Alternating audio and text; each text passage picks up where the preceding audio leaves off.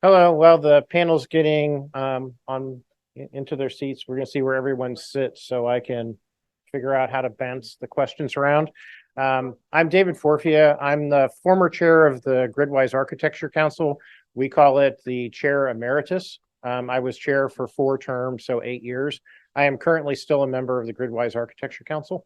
So today I'm serving on behalf of the council. We're kind of a think tank that does work with the Department of Energy. So with that, I'm going to go right to left. So Ted, could you do a brief intro?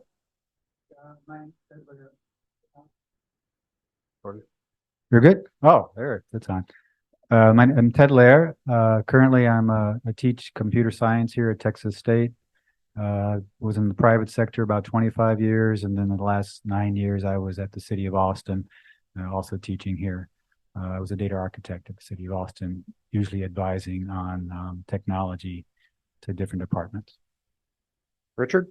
My name is Richard Skridnde, and my organization is Grid Pathway, and we're involved in architecting a hybrid cloud approach to bring edge computing to utility grid solutions and then be able to integrate upstream to both cloud or legacy data stores.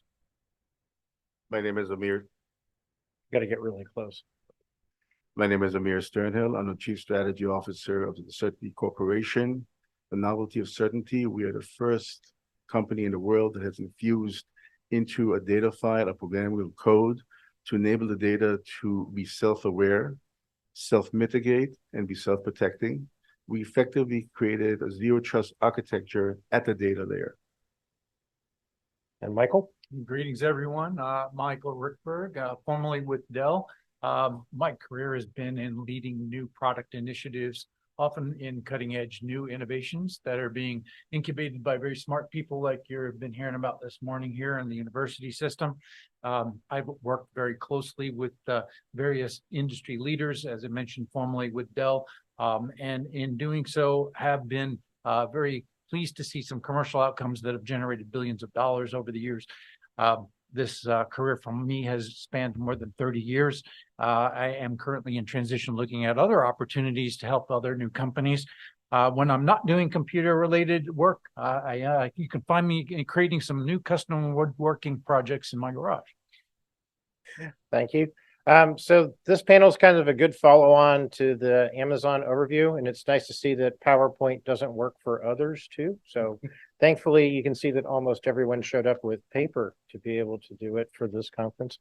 So I'm going to start out for this panel talking about practical implementations and how to be able to do cloud data management effectively. And the first place I want to start with that discussion is with Amir, because how do you protect and what considerations should implementers look at from a cybersecurity and privacy perspective as you start to roll out the solutions that were sort of highlighted during the Amazon presentation? Thank you very much, David. First and foremost, you got to make sure that the use cases that you're supposed to solve, you're able to solve things. Normally, data protection is something to begin with. As a professional, I look for 3 things. First and foremost is how to protect whatever is out there in terms of vulnerabilities, in terms of credential harvesting, in terms of creating some sort of an attack surface for some bad actor. The second thing is I'm looking into governance in terms of compliance. Is it anything to do with HIPAA, which is actually the most ransomware piece of your personal information? As well as, do I also create intelligence? And intelligence is that there are a lot of actors within a corporation today looking to consume AI data sets for AI training. And that's something that I now have to kind of figure out. How do I sequence that specific data sets, and how do I provide identities to it to make sure they comply, to make sure they can be processed, and ultimately to make sure that they're protected? So these are the things as a professional I have to look into, and this is where obviously the industry is heading, because everything today is outside the perimeter. Most of the data itself is unstructured. You got to figure out obviously how to bring the right data to the right decision people and make sure that everything is consumable and the company itself has visibility to it in all times. Thank you. Michael, coming from a product and services background, what things do you look for to protect the data as you start moving from on-prem to cloud or doing a hybrid solution? Yeah, let me just first by saying that everything that now once was a centralized data center, people had an easier time of probably trusting what was in their own data center. Firewalls would have been a common way. You'd have said, oh, I'm good with getting access as long as you can't get to my data center. Well, look at what we're talking about here. This is an extremely distributed computing environment, talking about edge locations. You're talking about devices that collect the data. You're thinking about IoT sensors. And all of that is extremely difficult because they're all potential vulnerability points. Every single one of those access elements may be something that becomes a problem. Think about the option of somebody switching out a device, which communicates something to someone else, and now you're getting wrong information, or you're getting somebody who uses it to get infiltrated. So the whole concept of a zero trust network access concept, ZTNA, has got to be a built-in concept for a design and an architecture that is part of the safety system. And what that basically means is any person, any machine, any device has to be presumed as untrustworthy, that it's a bad actor, that it's not something that you expect it to be. So how do you make sure that that thing or that person is who they say they are? And that is by ensuring every single thing is authenticated, that there is not an auto discovery mechanism in place, for example, in finding devices. Broadcasting your awareness to the network might be a common thing, but that might be a bad thing to alerting people who want to leverage that for some form of access system. So the whole idea here of getting services from vendors that may be in the market today that are here to help with a composition wall of things that need to be done for accessing the gateways, meaning how do you get from point A to point B as a gateway, just to define that. How do I ensure that there is that proper firewall? How do I get that wide area network so that it's secured and that's encrypted in the pipe getting from A to B? All of those things end up becoming a very important concept here. And just to maybe put it in perspective, if you get hacked, the estimate today from some organizations that handle 5G, which is becoming a very common way for people to be connecting these devices that are distributed to someplace else, or 4G, whichever wireless you may be able to access, can range in this case from a T-Mobile research, $4.5 million per infiltration event. So think about what it's worth to spend the money on the architecture to properly design something for this. Now, this isn't up to all of you. This is also some of what it is that needs to be done from a vendor perspective. Who you're picking, you need to be thinking about this being part of a standard element of the RFQs or RFPs. They need to be the ones helping you to be responsible for the data protection and access controls. So one of the things to think about is that when you're looking at vendors who will have responsibility for creating the physical infrastructure, there is a need to ensure that they're the ones who are helping to build that best practice. Just to give you some idea, some of the folks at Gartner evaluate products, as you may be familiar with the concept of a magic quadrant, where they give rankings for various vendors. And one of the things that they have now built into the evaluations every year for various infrastructure, for compute, for storage, for networking, has been this concept of zero trust network access. So when you're looking at the vendors and you're asking them, how are you doing things? That's a key question to ensure that you're asking. And just to give you some idea how important it is, people like Gartner are projecting that by 2028, you won't be able to buy a storage product, for example, that does not have that cybersecurity built into the storage product. So this is a very, very important part of, I think, just making sure that you think about built-in design and architecture around security. Just to kind of chime in terms of what Gartner is projecting, the whole notion of putting encryption in hardware is beginning to resonate, because while you infect things through software, you're adding attack surfaces. So the minute you have everything at the hardware level, you actually are decreasing these attack surfaces and enabling end-to-end holistic workflows to happen, or end-to-end quantum encryption. That's part of where the industry is heading to. So, Richard, I'm overly familiar with grid pathways, and if you go to the Grid Pathway Institute, you will see that picture on the site. So Richard, as you look at cybersecurity for with the things that you're doing, especially when you're talking about substation and control beyond that with legacy systems, what do you look for a good way to make sure that security is inherent with your deployments?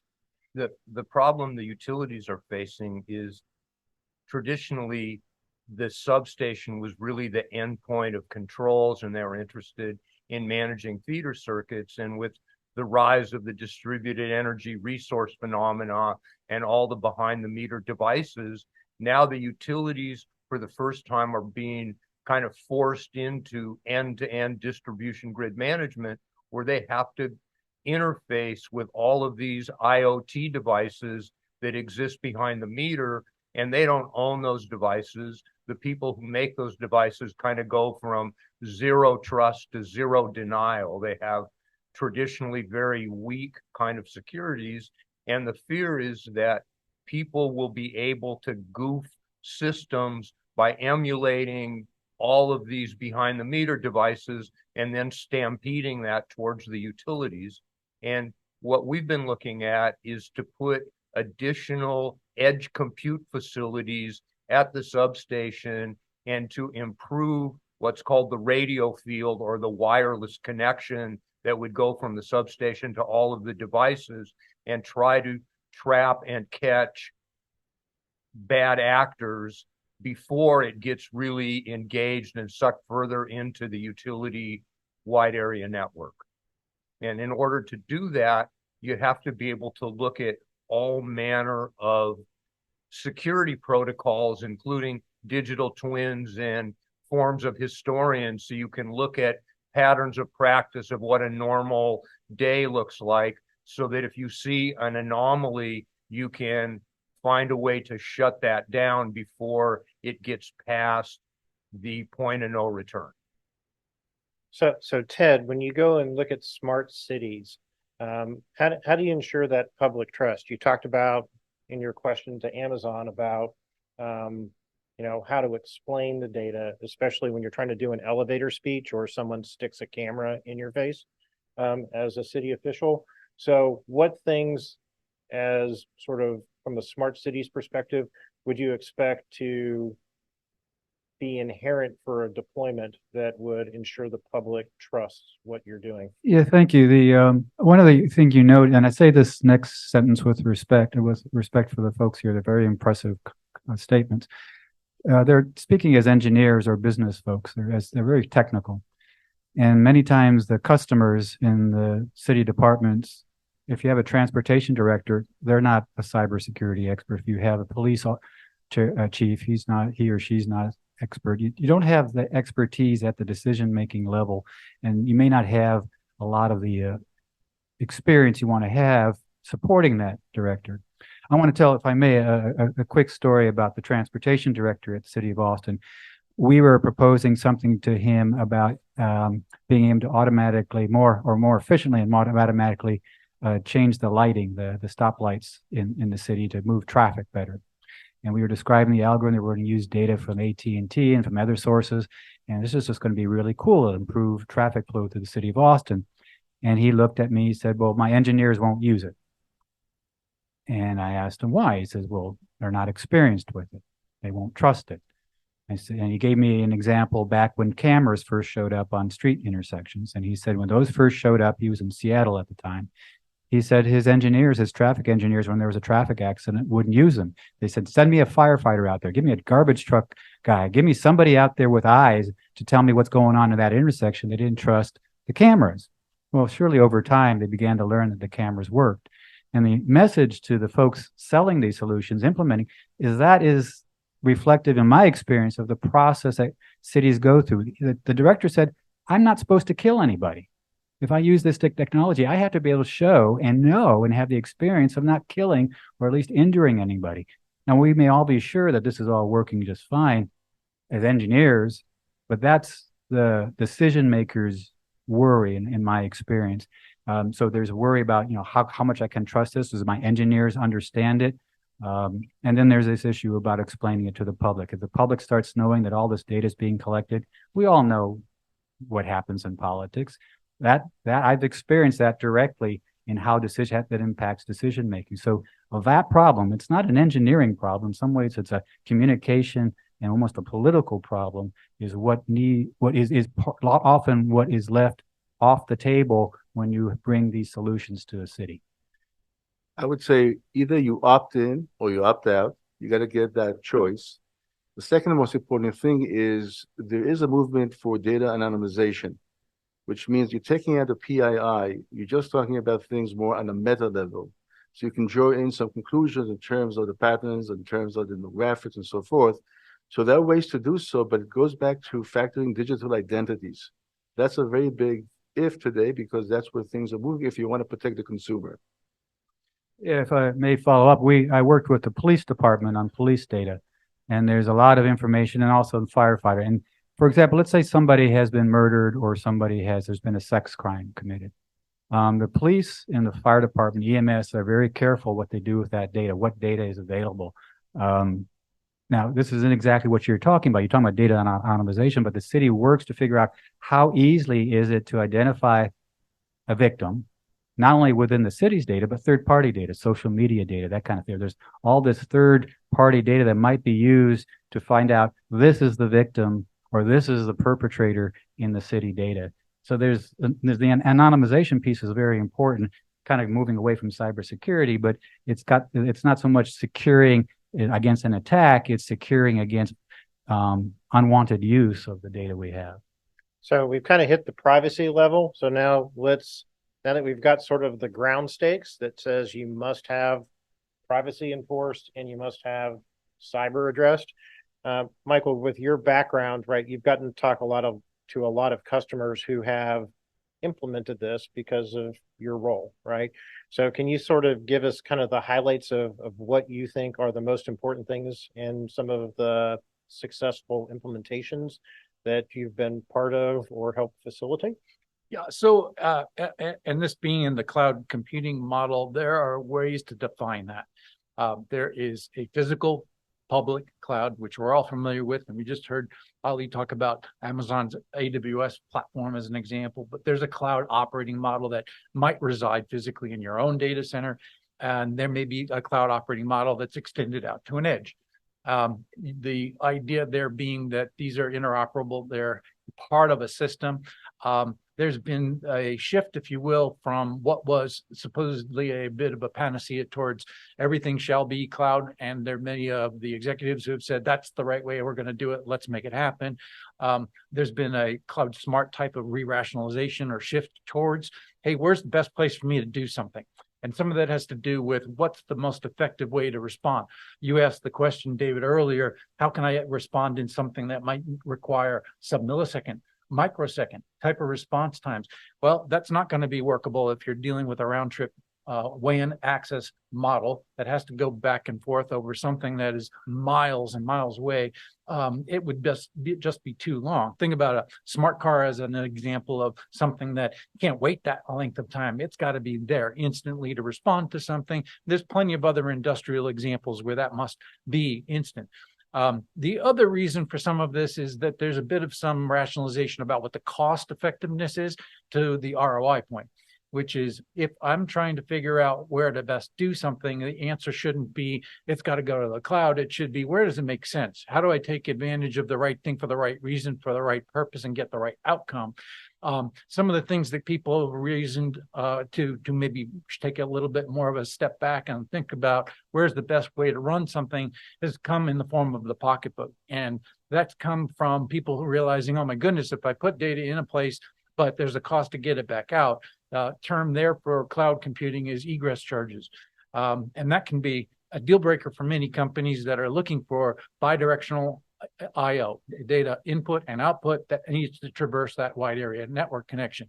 You're paying for the wide area network connection and the bandwidth that costs. It's not free. And then there's the cloud vendors also that add that too. So why are they now participating with things like AWS Outpost or Azure Stack HCI or what Google is doing with their distributed cloud platform is recognizing that there's this rationalization of where's the best place to do the job, react to the data, work on the data. So those are things that need to be thought of. So the design needs to be thought of from the use case perspective, not just I want to be able to put something into a particular place, because that's where the press is hyping something at the particular moment. Another factor, and this I think goes to some of the comments that were made here, is there are various degrees of trust that might exist for where I get the operation to be done. There are degrees of conservativeness, meaning things are working. I don't want to risk my job.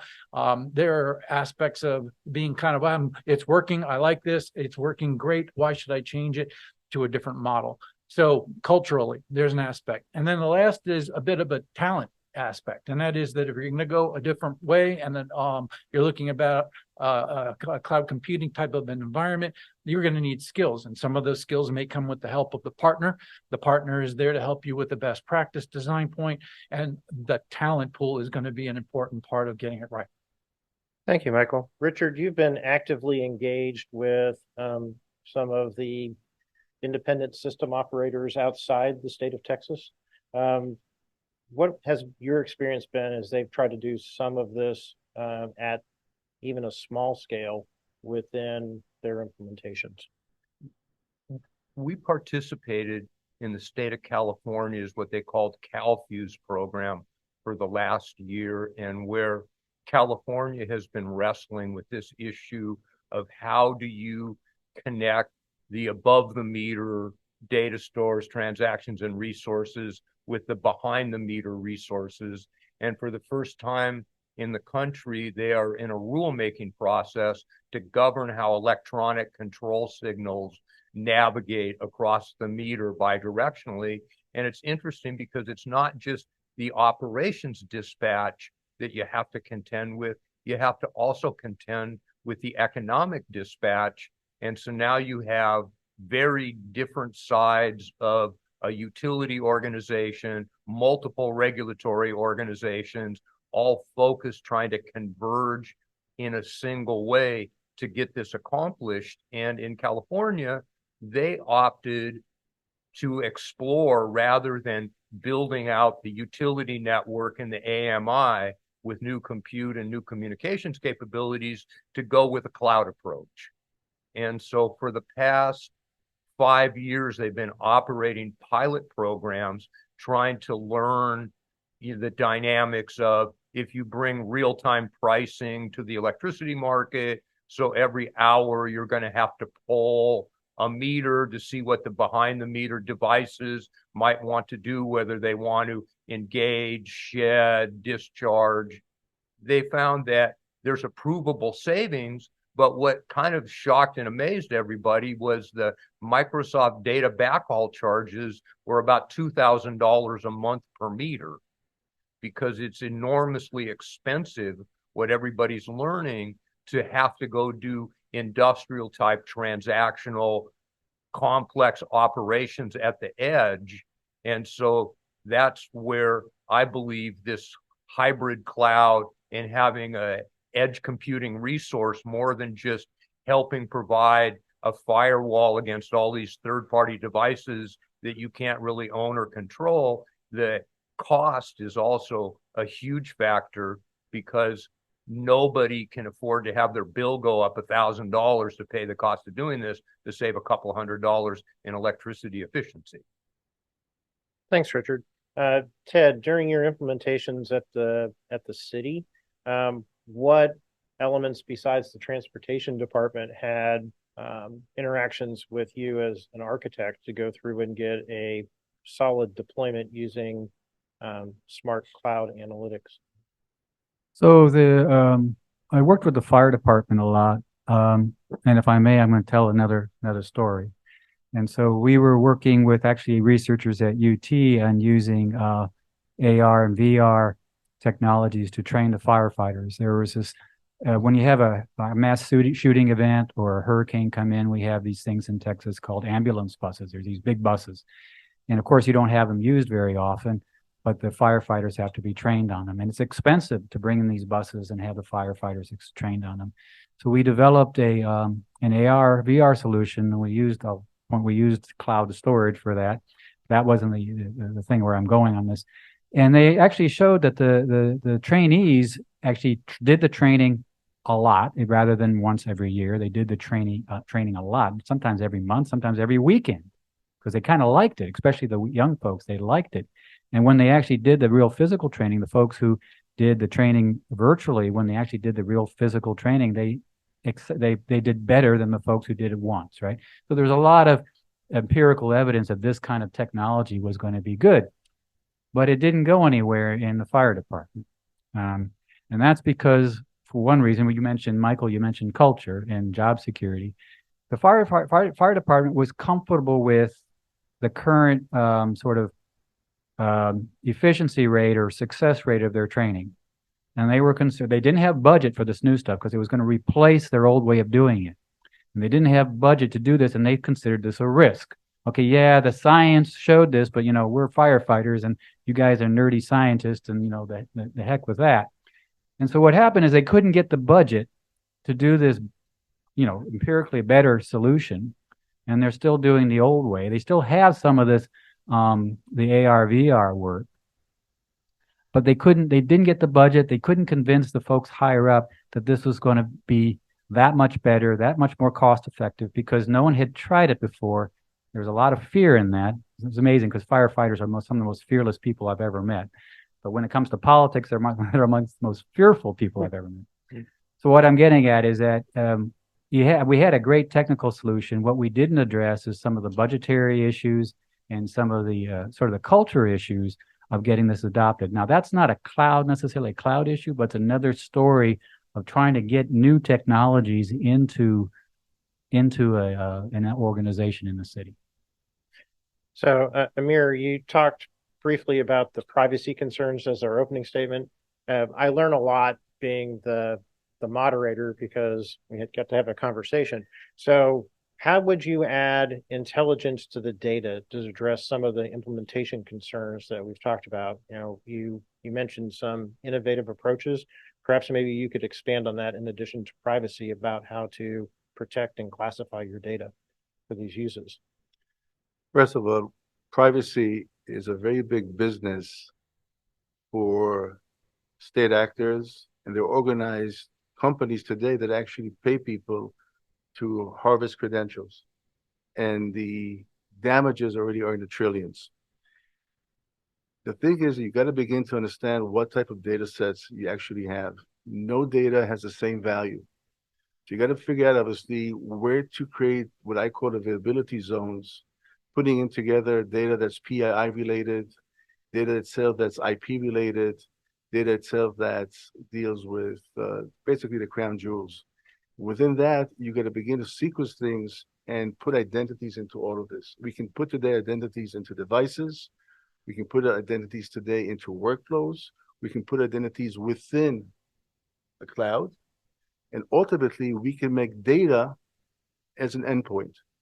And that's where we begin to kind of figure out there's a data-centric approach and a paradigm today, or at least a paradigm shift, that focus on what are you actually looking to save, what is the contextualization of where you want to save things, and who's going to touch these things. That's something that is cybersecurity 2.0, which we're heading to. And privacy itself is projected to grow to a $35 billion business. And you have today what we call PAM, which is privileged access management companies, which are trying to figure out the least privilege, or at least trying to figure out, obviously, how to make sure that what's automated is protected and so forth.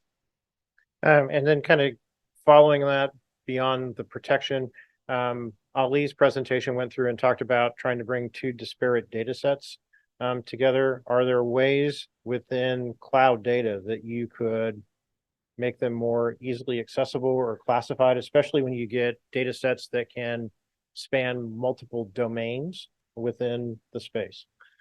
First and foremost, Ali, I wanted to tell you that I deal with the DoD, and we deal there with use cases pertaining to continuity of operations as well as resilience. The reason is they already said that AWS is not protected. It has already been breached by the Chinese and the Russians.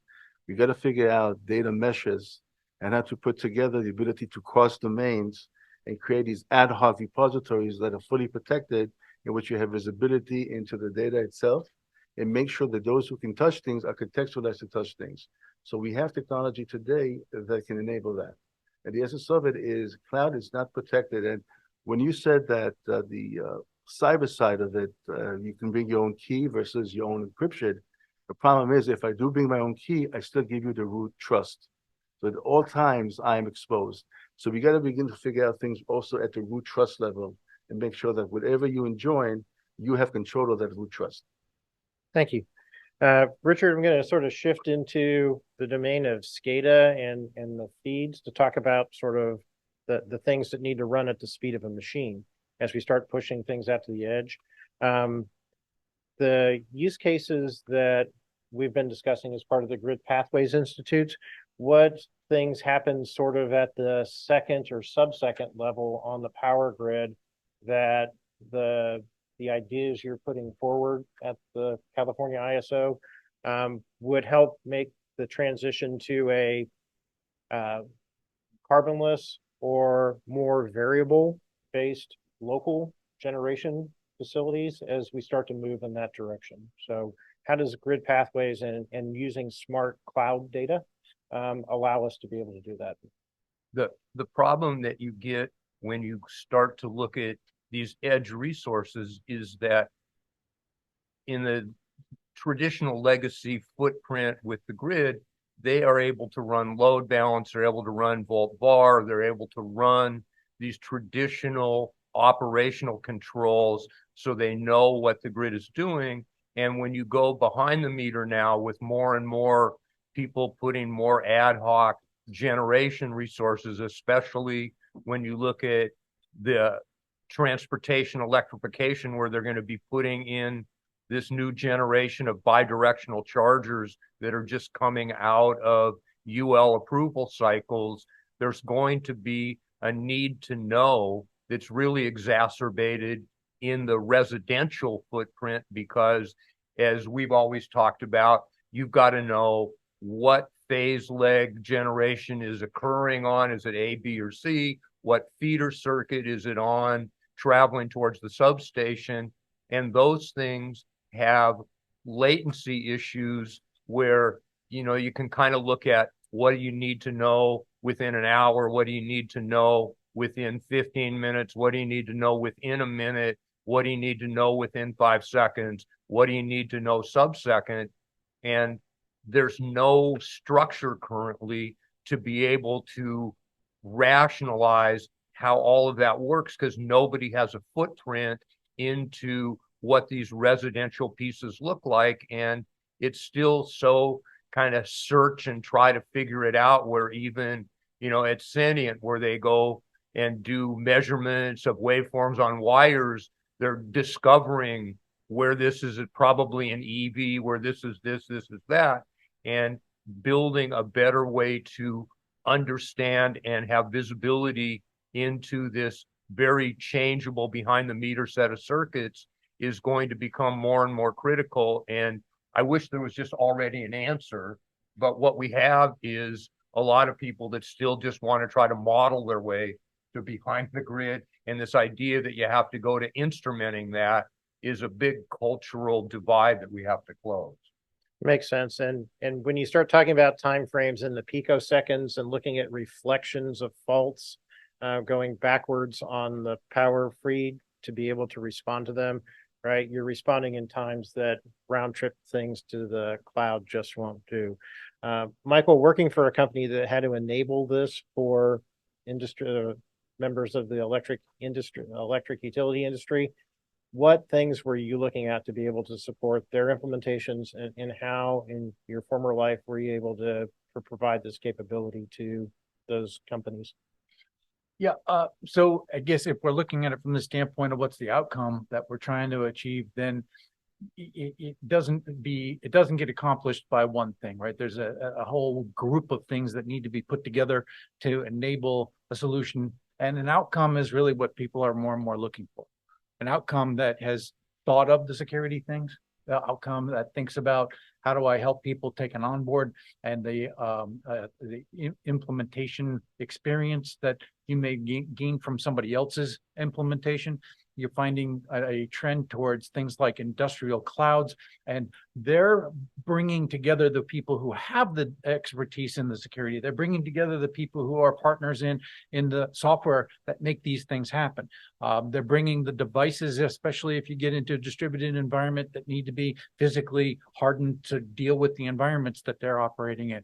The connectivity between these elements, being able to understand the context in which these particular events are occurring, and if it's power grids or if it's healthcare or if it's finance, they're all different. They don't operate the same way. So how do I help a company implement something like that? Well, a big part of this is bringing together the right expertise, pre-defining what those things are that make up an outcome, putting them together. And that doesn't mean one vendor, one thing, but it means I understand your business. I understand the problem you're trying to solve. I understand the outcome. And what we've done is already understood what those components are that will bring together the things necessary. You're hearing maybe a new theme in cloud computing called industrial clouds. These are examples of somebody who has said, all right, understand this. I'm going to focus for the purpose of taking a look at your industry, which they can take interest in because they're scalable, they're numerous, they're commercially attractive, because if there's many of them, then investing time and effort into constructing something that you can rinse and repeat and sell to other people over and over again, but with the specific expertise about how is it that I'm going to solve that particular industry problem. So if it's a power grid industry, then they're going to have a proper vernacular, they're going to have the proper marketing material. They're going to, though, have the proper partnership and ecosystem to pull this thing together. You heard Ali talk about this in the example of what he said that they can do with you on Amazon. Microsoft has come up with something in a very similar way that's specific for the power and the energy sector. Google has done something similar. What's the benefit? Well, they can bring to you options that will be there for enabling you to scale, bring advice, and that is to help you perhaps be less concerned about getting it right.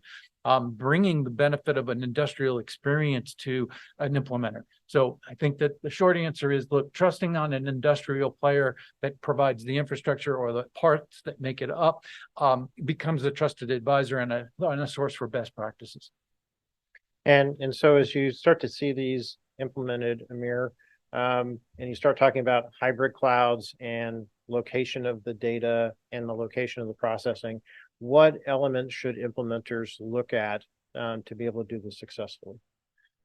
From an implementation standpoint, they want to make sure that the actual processing is done with the right sandbox, but you also have to contextualize who can actually touch that sandbox. Some of the biggest problems we have in this country is most of the R&D people are from Chinese descent. And the essence of it is you got to begin to protect the fact that some of them actually have, they can actually steal some things. They are kind of obligated to do some things. You got to figure out how to atone and contextualize those that can actually work in a production environment, irrespective of where the cloud is, but make sure that those that touch what they touch are identified and contextualized. That's how you begin to atone some of the theft that's happening in this country, to the tune of $500 billion a year of IP is kind of leaving our science, our R&D, our defense contractors, things along those lines. So I'm kind of looking, obviously, at how to create digital IDs for people that are contextualized and are there to do what they need to do on a just for me, just enough, just in time basis. That's what a hybrid cloud should actually be. Thank you. So, Ted, I'm going to start you off with the evil question, which is it's no longer 2023, it's 2034. So taking a look into the future, what things do you see affecting cloud data management and the applicability sort of within a smart cities and, a public sector class deployment? So you're asking me to predict the future, is that? Yeah, if you could give everyone the Powerball numbers today too, that would be great. I was asked to predict 5G and automated vehicles maybe 7 years ago, and I was pretty pessimistic about when those things would roll out or what it actually meant. So I guess I'll be that way now. Um, I think the biggest issue we're going to be dealing with is this is uh, not a profound insight, is how cities use AI. I mean, we're seeing just the first year of this major rollout that people are using. How is AI going to be used by those cities in the cloud? How much of that can be trusted? The previous speaker talked about we've all used ChatGPT and found that it gives us wrong answers. The trustworthiness, the transparency on that. City governments are supposed to be transparent. What does it mean to be transparent when you have your data and your sort of your intelligence, so to speak? Decision making, perhaps, or decision support in the cloud, and it's being done by a robot. How do you make that explainable to a public? I think you're going to have pushback on that. Not necessarily, it's going to shut it down, but that's where you have to plan in advance. I like to think of these things, if we had, if we knew what we knew now about smartphones and how people use smartphones, or our teenagers use smartphones, if we knew now about social media, when the social media came out, how would we treat those technologies now? How would we have treated them then? What would we have been prepared for? If we knew something about the internet, like in 1996, when the Telecommunications Act came out and said, the publishers aren't really responsible for the content of the internet, would we do that all over again, right? I think if we look at AI and learn from those experiences, and I'm not going to say what's right or wrong about any of those, we might have different opinions. That's where I would go with that. I'm going to tell one more story, okay? And this had to do with COVID, right? And when COVID hit in 2020, I plus a few others was responsible for checking out technologies that we were going to use to track it. And one of the things we were exploring was whether we were going to have this downloadable app for people in the community to say, okay, do you have COVID? Did you cross paths within 15 feet of somebody from COVID? That kind of thing. And it was going to be a lot of, all this stuff was going to be in the cloud. And it was going to be, one of the vendors we looked at was a local Boston company. They had 1 billion users, and what they did, they provided geofencing data. So when you have an app, whatever the app is, it could be I'm not saying it's HEB, but some app you have on your phone, maybe not the big ones, but any app. And they're all collecting data, and they're kind of providing that data to these companies, and they had it on 1 billion users. And so they said, yeah, we know where about 250, 300,000 people our phones are in the city of Austin. We could begin, providing this service to see if they're near each other. We can alert them, alert you, and that kind of thing. And the questions that came up, this is, in the future, is that, I was asking, well, how are you going to separate the COVID use from everything else? Because what you don't want to have happen is someone is is told they were near somebody who had COVID, or they have COVID, and they form the city, that suddenly they start getting advertisements for funeral homes or respirators and that kind of thing. You don't want that kind of pollution, especially when it's city data, right? And I think today we've talked about the security of data. There's a really profound lack of understanding and trust, and I say even understanding on the practitioners. You talk to the folks who are in charge of ChatGPT. A lot of these folks don't understand how their models work. They don't know how these things work. That doesn't play well with a city executive. You want to sell these technologies, that just doesn't play well. So if you have AI or a lot of these things in the cloud, and you're doing this automatically, I personally think it's exciting, but I'm speaking from experience of talking to people who have to make decisions on whether to buy these things. And that's where I would look at. I would look at the trustworthiness, the explainability, the transparency of what we're going to see in the cloud if we're going to expect the cities to use it. So Richard, every time we have a conversation, you're 10 to 15 years ahead of where the industry is. Where do you see cloud data management sort of affecting, smart cities and smart utilities in the future? There's a tremendous need, as the, AWS people have realized, to be able to have a way to share data, share processes, and be crossing across organizations. And in my work now, focused in this digital substation area, people don't stop to think, but there's over a dozen departments in a utility that are all stakeholders in a substation. And currently, there's so much cultural contention as it comes to adopting new technologies like cloud or the edge computing that goes with it for industrial transaction intense purposes. And I believe the biggest thing that we're going to accomplish in the next decade is there'll be a generation of people that are much more interested in embracing the forward-leaning technologies than we see today in a lot of our more kind of conservative, risk-adverse organizations where they look at automation and its cultural implications as risk. Thank you. Amir, looking 10 years in or 15 years into the future, what scares you and how do we mitigate it? I'll tell you what scared me on September 17. An F-35 went down. The Chinese have stolen the prototypes for the F-35. God forbid they were able to generate backdoors into that F-35. That's totally scary. Moving forward, you have to begin to figure out that our response in terms of protection, our response in terms of technology, just in general, we have to begin to create a culture in which the society itself is very much attuned to change of the technology, as well as we need to protect what we actually have and what we will manufacture. So I'm very much gung-ho on the semiconductors that are coming in, obviously, and they're going to have a great, I would say, impact on how we move forward. Because we move forward with digitization, we'll move forward with automation. And somewhere there, we'll have to figure out how to protect every nook and cranny. And the problem today that CISA says today, do not work with convergence, do not create interdependencies. Make sure that the OT is locked up and the IT has its own things. Because every year we're getting much more hit in terms of our infrastructure. Within 5 years, it's going to rise to 100x. So we got to figure out, obviously, how to create a culture that is protected and so forth. Everybody spoke about, some sort of a story. 3 years ago, I delivered a keynote in front of the CISOs of the energy sector. And their response was that if they get hit, they go to the HR department. The reason is there's insurance involved. And others said we've been very, very lucky.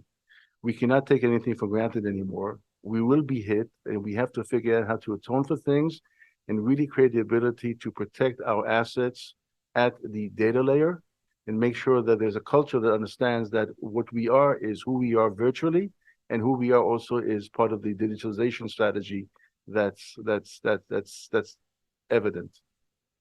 And Michael, I'll give you last word as someone who had to, go from concept to marketable product in some reasonable time frame, but some of those technologies are faster or slower. So now, from your perspective, looking out 10, 15 years within the cloud space and then the edge space, what do you see on the horizon? Sure. First, I'd like to say, too, protection isn't just about making sure your data has been backed up or capable of being restored, or that you have a DR site, but your other aspects of protection, I think, are critical. First of all, I think we're in a phenomenal renaissance of what is going to become an incredible pressure on a lot of things.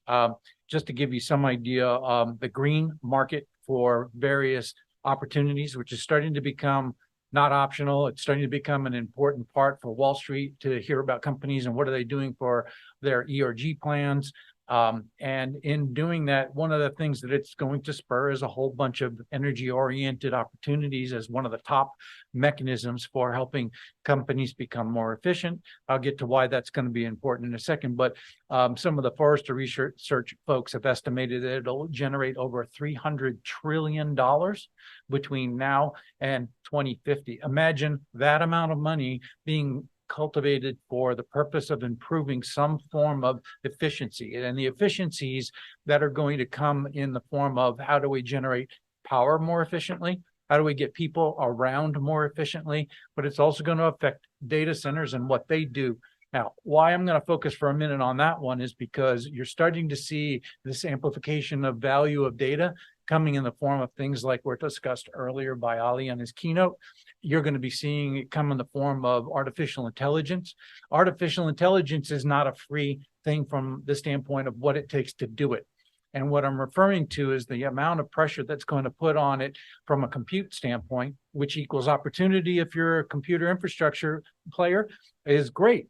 However, you're going to have to power it. And the density that's coming now in the form of what it takes to run a server is going up, way up, because the core densities are going up. The GPUs that you're plugging into those are going to be extremely power hungry. There's a data efficiency that goes along with that too that needs to be curated. So just to give you some idea, even in the short term between now and 2030, you're talking about an annual green energy and green initiatives, all the things I just talked about, generating $8 trillion a year. So there is a lot of commercial opportunity out there for people to be had in terms of helping this set of things occur. But the key part is going to have to do with agility. So if you're somebody who wants to implement these things, then are you going to be able to build your own data center? Are you going to have enough power in your data center? If you're not, where are you going to get that efficiency? Are you going to get it from expanding your physical location? Well, we may have an ability to do more elasticity here in Texas than you can perhaps in the middle of Europe or London or New York City, where you can't. So where are they going to go? So some of the options are going to start to point people towards colo facilities. Those colo facilities can help with both the efficiency of the data centers, the greenness that they can provide because they're doing it at scale is an attractive option for many companies to start to move their data centers to those environments. GPU and AI as a service will start to become attractive because they can build the farms of the GPU-enabled servers to get that work done. The public cloud vendors are already very well aware of all of this and number one consumers of a lot of these alternative architectures in silicon. May have seen recently that ARM was an IPO. ARM is now creating alternative x86 processors. They're more energy efficient. They're helping to scale this compute environment. The cloud is the number one consumer of those. That's going to start to become an important part of this. Something that you might find profound too is that a lot of this IoT and edge data and the AI data that's going to get some of this magnificent learning done on it is unstructured data. You're going to see over the next 5 years that amount of unstructured data triple. Okay, where's that data going to go? Where is it going to get stored? Are you going to know how much that data is going to be in your organization? So people will start to turn to options that are elastic. So options that are starting to appear here in any of the conventional terrestrial IT organizations is in the form of things like storage as a service, but you're already hearing that come from the cloud vendors where they can adapt to what you need, you pay for what you need, and that kind of elasticity is going to be important. Now, I say that because you may need a lot of GPUs, you might need a lot of compute, you might need a lot of storage, but if you don't know how to accurately project that, you're going to need to turn to people who can help you make that adjustment and as quick as near time as possible. So anyway, all of those things are going to come together here, and I think that it just gives everybody a bit of a pause to think about how are we going to deal with all these magnificent innovations. Thank you very much for the conclusions. So everyone knows that my wife can get through my silence. So there's apologies for the ding. Questions from the audience? Yes. Thank you for being here today. Great panel. Do you all envision the possibility of a day where me and my data and what it's all around me could be controlled by me in some kind of cloud portal where, you know, my bank, my doctor, my hospital, my school, the IRS, all these people want my data, and I can choose who can get it and what they can do with it, and it's policy-based. That means I can opt in and opt out on my mobile phone, wherever I am, and the data is secure and is only given to the right people that I chose. For free or for a fee? Doesn't matter. For a fee at the beginning, I'm sure. I have an opinion. Is it possible to get? I don't think we Technically, yes, of course. as a society of a technology, the things are a bit backwards to address your point. You submit your data and it's their responsibility to take some precautions to back it up, to make sure that it's not disclosed to somebody else. It isn't hacked by somebody who figured out how to work around those protection mechanisms. It almost needs to be reversed, and that is, I'm gonna give you permission to use, just make a simple example. You're gonna use my credit card.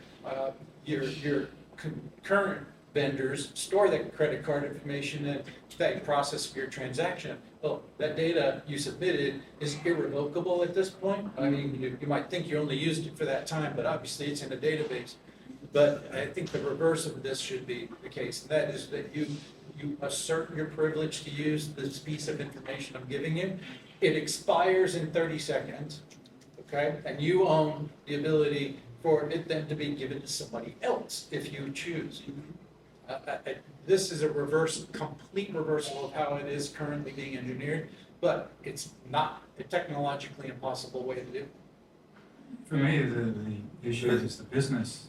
What is the business model to make that profitable? If you made that really the right way of doing things, if Google and Facebook and those companies could make more money, Amazon make more money doing it so that you own your data and you pay them or whatever the model is, we would change. But right now, they kind of get your data. Sure. Three things. One is Johns Hopkins has a lab that's actually focusing on a universal ID.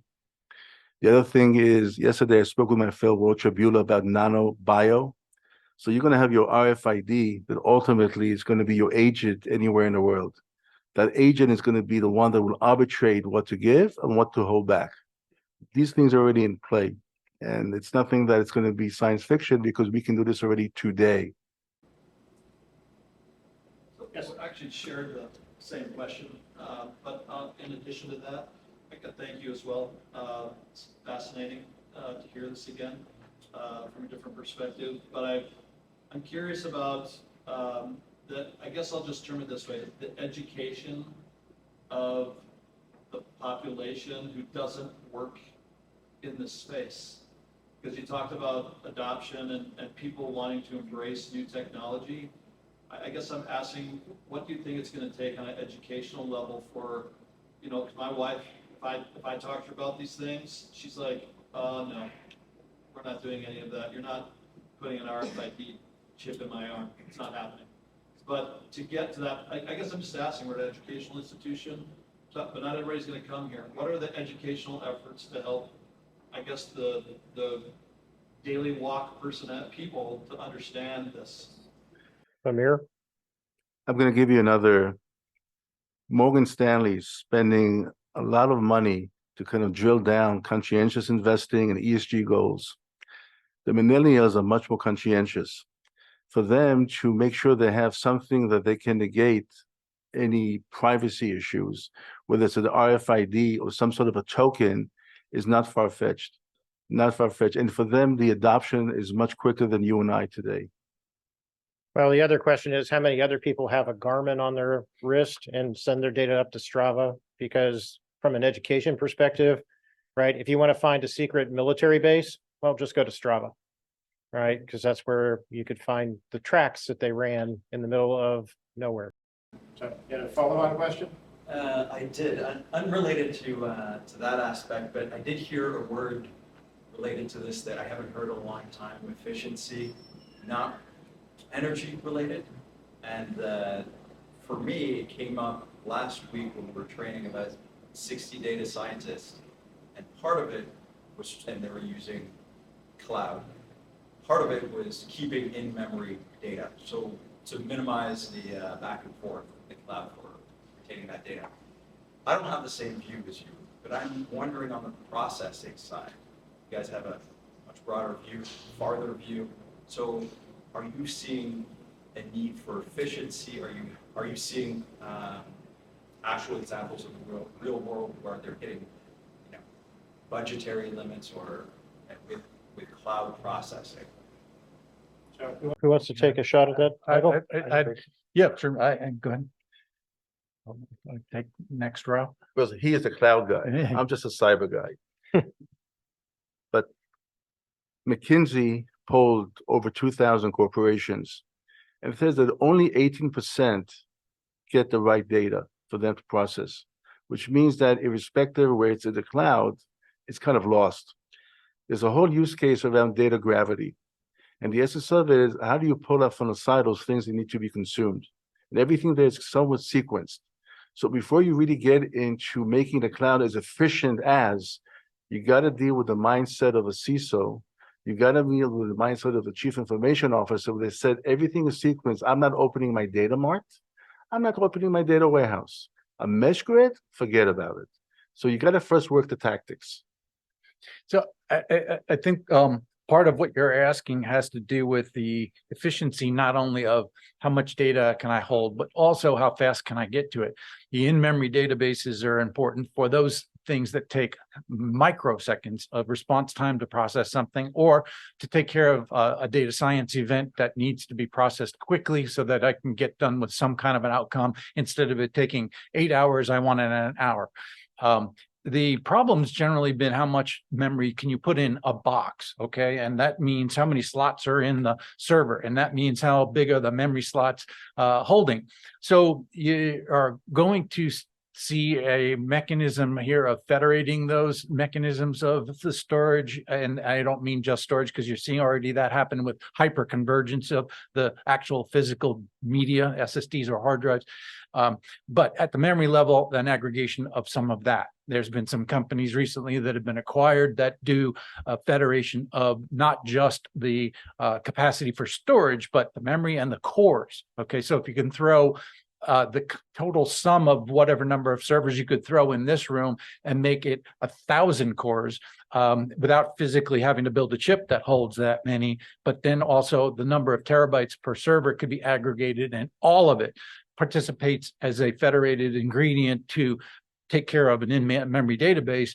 Is in hand already. It's now turning it into something that might take the form of composable infrastructure. And what I mean by that is I have then some ability to disaggregate all of these things. Memory separate, CPU is separate, GPUs are separate, the network separate, the storage is separate. How much do I need at any particular time becomes a request of the infrastructure. There's an orchestration mechanism to federate that, bring it to the workload that needs to be serviced. So this is something covered very heavily by the industry analysts out there that are putting out there that this is the direction. And this might be your last question you were asking, which is what's going to happen over the next 10 to 15 years, so that these things can be done in both an affordable way, because I can still take the advantage of the very modular server by server designs, as opposed to building another mainframe, resurrection, but to do it in a software defined way. Any other questions? I have 3 questions. But first, I'd like to make a comment to you, Michael. Opportunity to renewable is trillions of dollars. My estimation is $20 trillion, so I agree with you. Okay, my question is directed to Richard. You said bad actors behind the meters. The first question, who are the bad actors? I suppose troublemakers, right? Yeah, you need some trouble? How you detect it? And number 3, what's the corrective action? Sack them or what? Well, I can ask if you want. let's just start.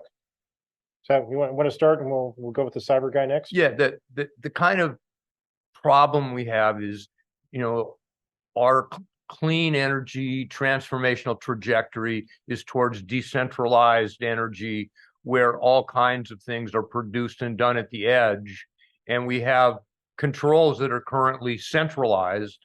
And that decentralization of control is really the big problem we have, because you have behind the meter, everything has been done by an IoT community that lives on this mantra, we're a hammer, everything else is a nail. And they just believe after they fill in the hole behind the meter, they're just going to keep going upstream and redo all the utility controls, and we'll live in an all IoT environment.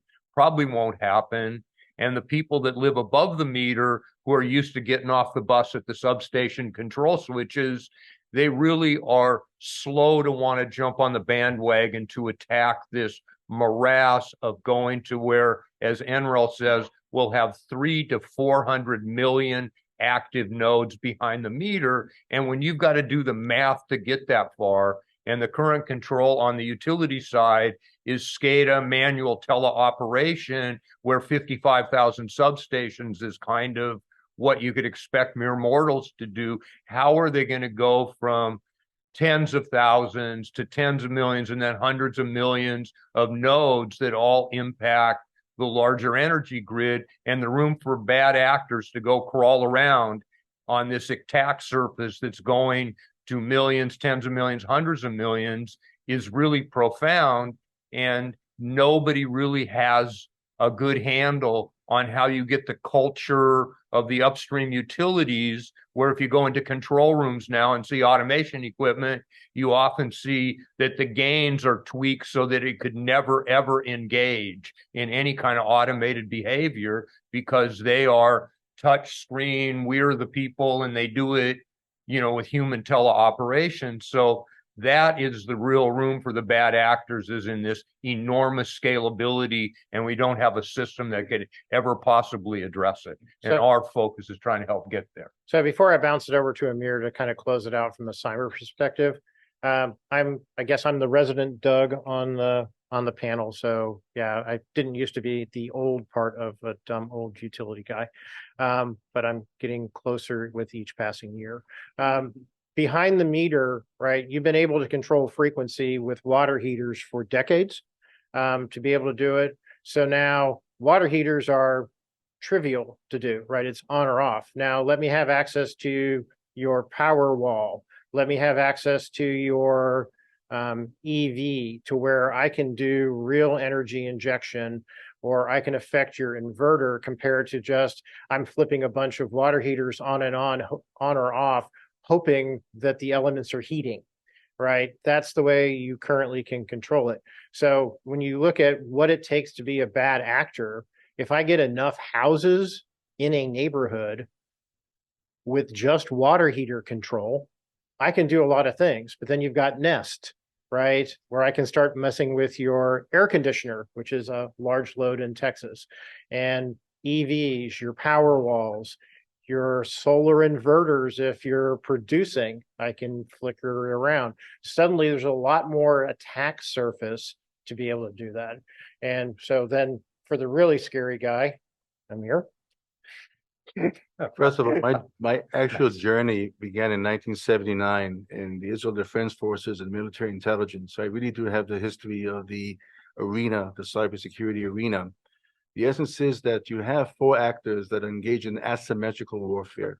It starts with Russia, China, Iran, and North Korea. For them, hitting our infrastructure is part and parcel of military doctrine. The only way to counter it, since there's no governing body, is to engage in consistent and constant forward defense. And there are three entities that are doing this right now today. One is the NSA, the other is Israel's 8200, and the third is British GHQ. So the essence of it is we have to always have them guess. And they apply AI, we apply adversarial AI on them. So we make sure that every once in a while we hit them back in a meaningful way, because that's the only way to have them really interdict our so-called infrastructure. When it comes to enterprises, that's a different story, because that's more or less financial damages. That's less critical to CISA. That's less critical to the FBI. But we also have to begin to figure out these things too. But that's a separate conversation for another panel. Just one last comment on Sure. that. I think the question you asked about, what do you whack it, or do you? Problem is making sure that you're accurate, all right? Because you get too many false positives, and then you start to overreact. And what are you doing then? Now you start to disbelieve what you're getting. So this artificial intelligence aspect is going to play a key role in making sure that the things you get the alerts for are actually the ones you should act on. So Andres, we're a good 10 minutes over. Any other questions? Any other questions? It will be the last question. Nope. Could you join me in thanking all the panelists? I learned a lot setting this up, and hopefully I got